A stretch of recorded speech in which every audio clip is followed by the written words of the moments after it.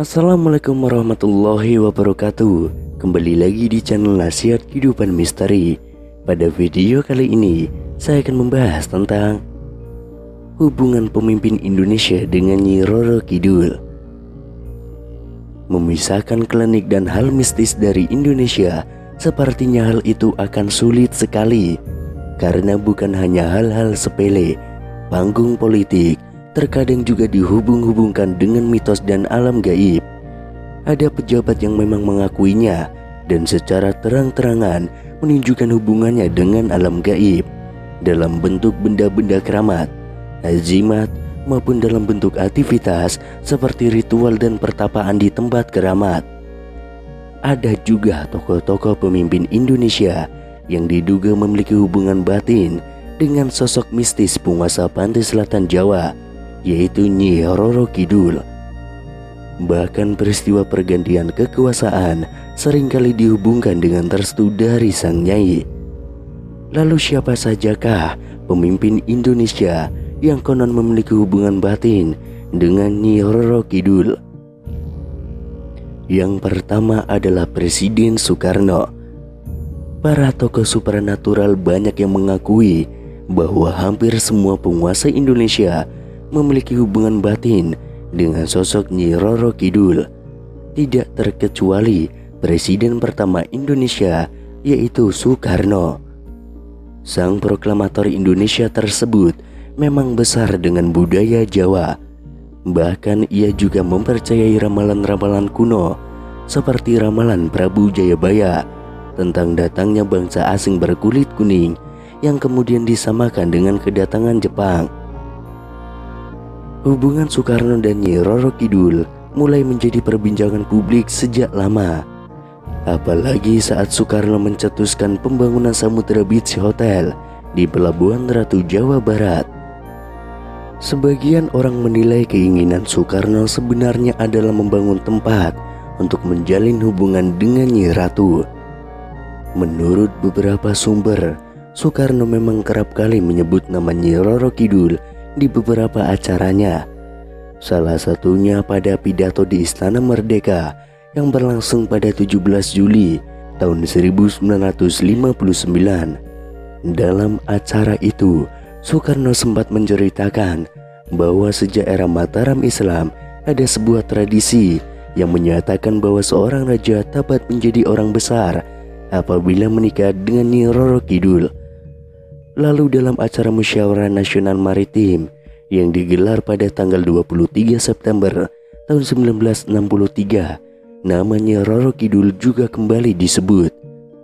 Soekarno menggambarkan bahwa Indonesia bisa menjadi negara yang kuat apabila berhasil menguasai lautan.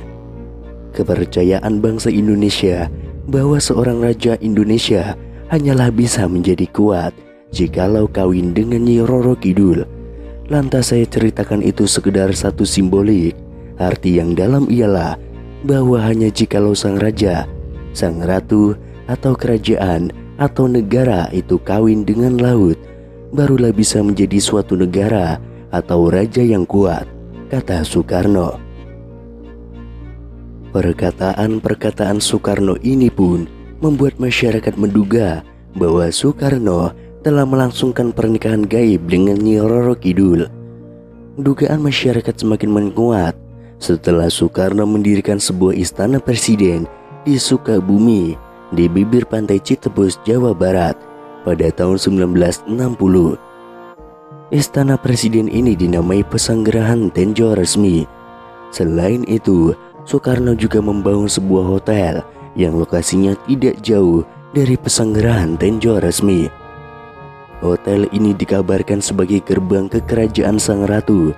Menurut kabar yang beredar, Soekarno kerap kali mengunjungi Nyi Roro Kidul di kamar 308 hotel tersebut. Itulah mengapa Soekarno dipercaya pernah menikah dengan Nyi Roro Kidul. Namun berdasarkan mitos yang berkembang, rupanya bukan Soekarno saja yang dikabarkan pernah menikahi Nyi Roro Kidul. Yang selanjutnya adalah Presiden Soeharto. Presiden Soeharto tidak bisa dilepaskan dari nilai-nilai filosofis budaya Jawa. Ia begitu kukuh memegang tradisi. Banyak orang-orang di dekatnya yang mengatakan aktivitas spiritual seperti semedi dan puasa adalah hal yang biasa bagi penguasa Orde Baru ini. Kekuasaannya yang langgeng selama puluhan tahun bagi masyarakat yang kental dengan kepercayaan dan adat Jawa pasti dihubung-hubungkan dengan keberadaan dari sang nyai. Nyi Roro Kidul juga dianggap sebagai simbol yang menjaga keseimbangan Nusantara, sesuai dengan Soeharto yang sangat kental dengan filosofis Jawa, khususnya untuk hal keserasian antara manusia dan alam semesta. Kemudian yang ketiga, Sultan Hamengkubuwono IX. Sebelum para presiden Indonesia, para raja Jawa juga konon memiliki hubungan batin dengan Nyi Roro Kidul. Demi melanggengkan kekuasaan, para raja Jawa harus bersedia menjalin hubungan dengan Nyi Roro Kidul. Mitos yang berkembang di masyarakat menjelaskan bahwa Nyi Roro Kidul erat kaitannya dengan para pendiri Mataram. Konon hubungan tersebut diteruskan hingga pada keturunannya saat ini. Salah satunya adalah Sultan Hamengkubuwono IX.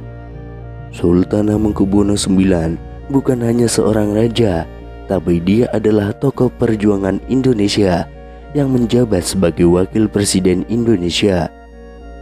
Sultan Hamengkubuwono IX pernah menceritakan perihal pengalaman spiritualnya bertemu dengan Nyi Roro Kidul.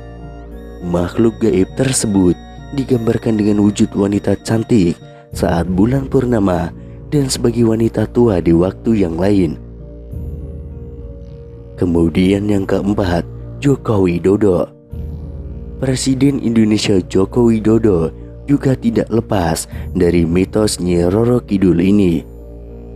Pribadi Presiden Joko Widodo yang juga berasal dari Jawa membuat masyarakat jadi menyamakannya dengan Soekarno dan Soeharto dalam hal kedekatan dengan sosok gaib Nyi Roro Kidul.